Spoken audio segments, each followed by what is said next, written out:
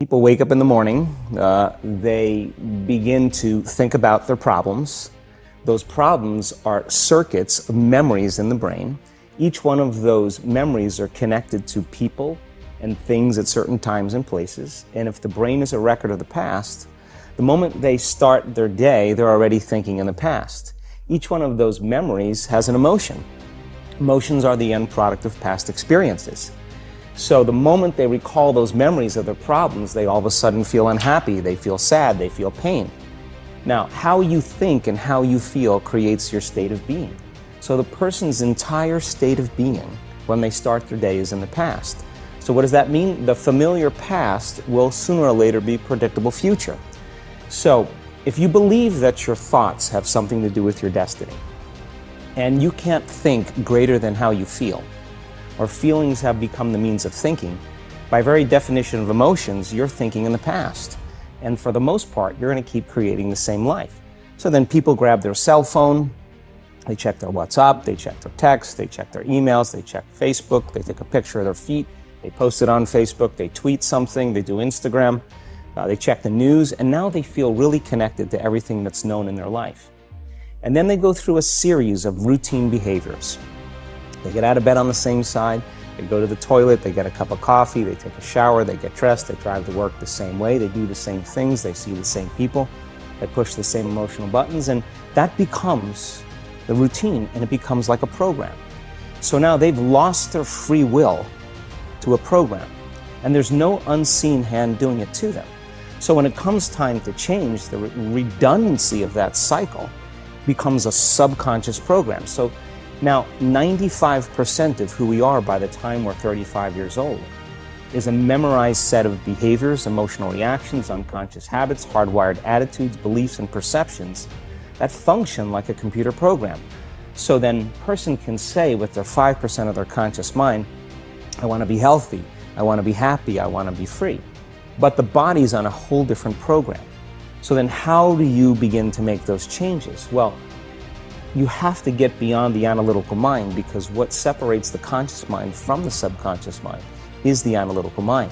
And that's where meditation comes in, because you can teach people through practice how to change their brainwaves, slow them down.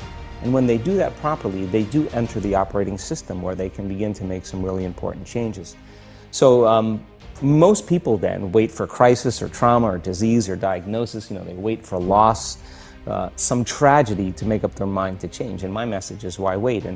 And you can learn and change in a state of pain and suffering, or you can learn and change in a state of joy and inspiration. And I think right now, the cool thing is that people are waking up. Most people spend 70% of their life living in survival and living in stress. So they're always anticipating the worst case scenario based on a past experience. And they're literally, out of the infinite potentials in the quantum field, they're selecting the worst possible outcome, and they're beginning to emotionally embrace it with fear. And they're conditioning their body into a state of fear. Do that enough times, body has a panic attack without you. You can't even predict it because it's programmed subconsciously. So people become addicted to the rush of those emotions, and they use the problems and conditions in their life to reaffirm their limitation, so at least they can feel something. So now when it comes time to change, you say to the person, why are you this way?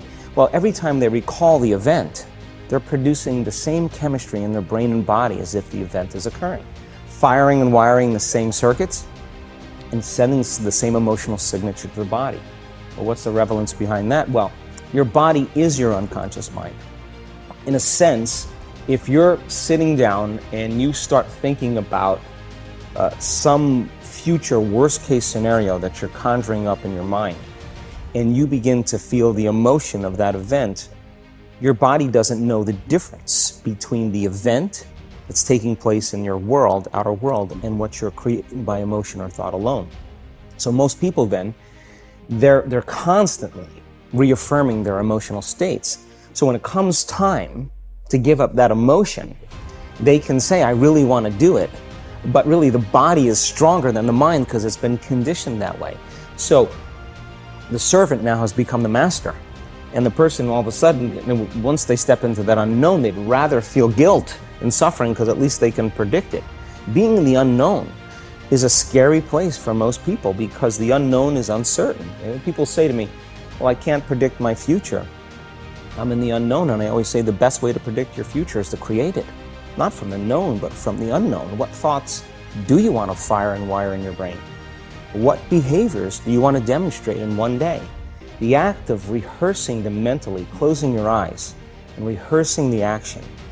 The rehearsing the reaction of what you want? Or the action of what you want. By closing your eyes and mentally rehearsing some action.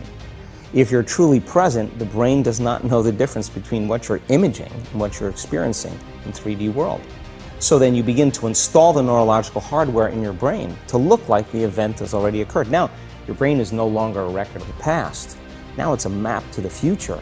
And if you keep doing it, priming it that way, the hardware becomes a software program. And who knows, you just may start acting like a happy person.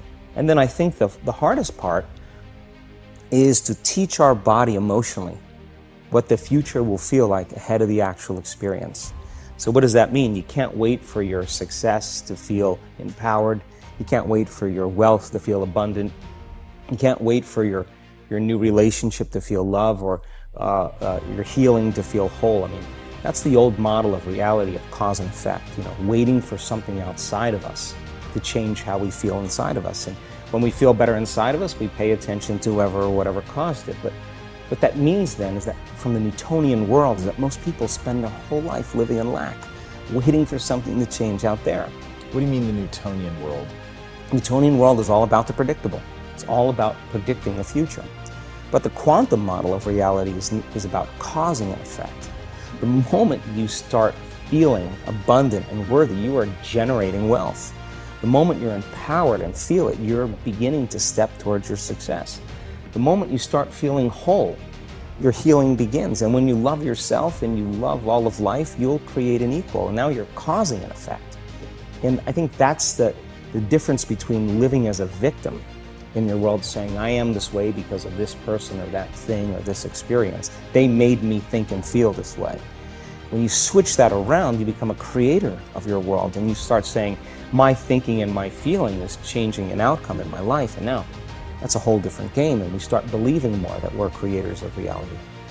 And most people, when they have a thought, they just think that that's the truth. And I think one of my greatest realizations in my own journey was, just because you have a thought doesn't necessarily mean it's true.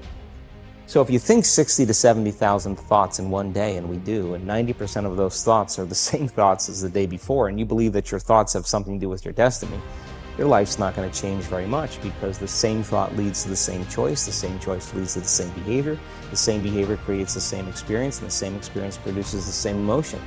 And so then the act of becoming conscious of this process to begin to become more aware of how you think, how you act, and how you feel.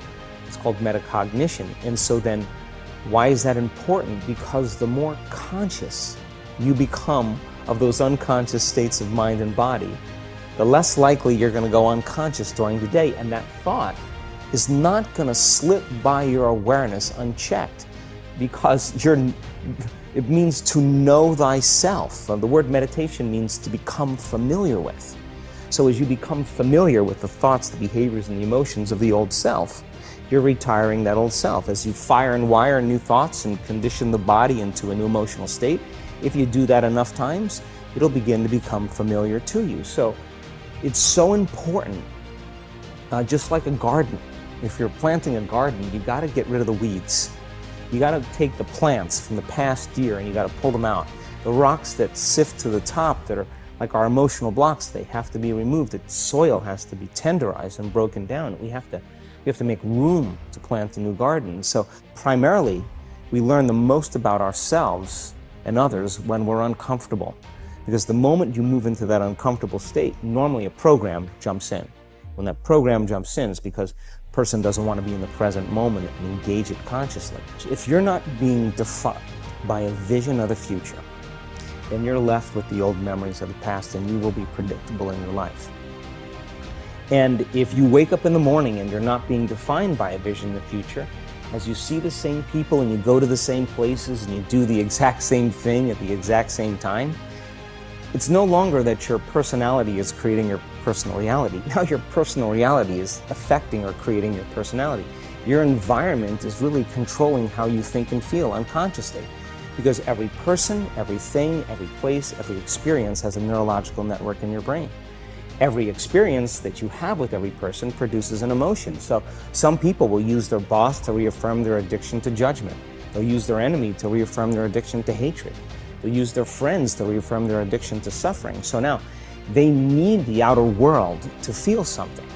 So to change then is to be greater than your environment, to be greater than the conditions in your world. And the environment is that seductive.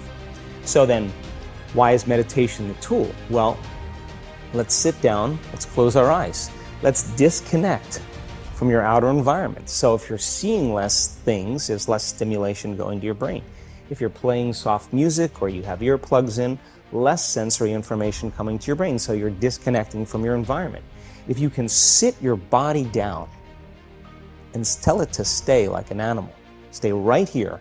I'm going to feed you when we're done. You can get up and check your emails, you can do all your texts, but right now, you're going to sit there and obey me. So then, when you do that properly, and you're not eating anything or smelling anything or tasting anything, you're not up experiencing and feeling anything, you would have to agree with me that you're being defined by a thought, right? So when the body wants to go back to its emotional past, and you become aware that your attention is on that emotion, and where you place your attention is where you place your energy, you're siphoning your energy out of the present moment into the past, and you become aware of that. And you settle your body back down in the present moment, because it's saying, well, it's 8 o'clock. You normally get upset because you're in traffic around this time. And here you are sitting, and we're used to feeling anger, and you're off schedule. Oh, it's 11 o'clock, and you usually check your emails and judge everybody. Well, the body's looking for that predictable chemical state. Every time you become aware that you're doing that, and your body is craving those emotions, and you settle it back down into the present moment, you're telling the body, it's no longer the mind, but you're the mind. And now your will is getting greater than the program. And if you keep doing this over and over again, over and over again, over and over again, just like training a stallion or a dog, it's just going to say, I'm going to sit. And the moment that happens, and the body's no longer the mind, when it finally surrenders, there's a liberation of energy. We go from particle to wave, from matter to energy, and we free ourselves from the chains of those emotions that keep us in the familiar past. And we've seen this thousands of times. In fact, we can actually predict it now on a brain scan.